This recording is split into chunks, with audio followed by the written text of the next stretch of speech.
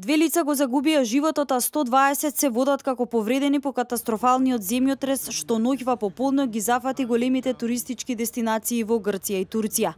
Најпогодени беа грчките острови Кос и Родос, а земјотресот силно бил почувствуван и на западното крајбрежје на Турција, претежно во Бодрум. Министерството за надворешни работи на Република Македонија излезе со соопштение до медиумите дека постојано е во комуникација со амбасадата на Република Македонија во Анкара и Канцеларијата за врски на Република Македонија во Атина. Согласно официјалните информации од надлежните турски и грчки органи, за сега нема сознанија за повредени македонски граѓани. Воедно ниту еден македонски државјанин не се обратил за информација или пак помош. Македонските државни конзулни представништва во Атина и Анкара активно ја следат состојбата и се во координација со турските и грчките институции. Информација за состојбата на македонските туристи побаравме и од Сојузот на стопански комори на Македонија, односно од господинот Аркан Керим, кој воедно е претседател на Туристичко-угостителската комора. Во телефонски разговор за телевизија Нова, изјави дека засега нема информации за било какви жртви или повредени македонски туристи и вели дека состојбата е стабилна. Обично овие места кои беа зафатени од катастрофалниот земјотрес се места каде и скоро да нема македонски туристи. Што се однесува пак до туристичките аранжмани за Турција и Грција, остануваат непроменети, односно нема откажување на истите, вели Керим.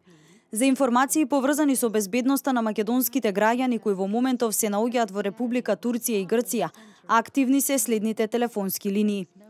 Амбасада на Република Македонија во Анкара.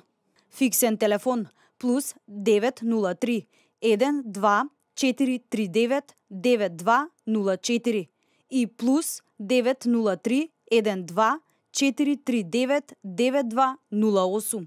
Мобилни телефони плюс 9053 033 95884 и плюс 905 38 54 66691.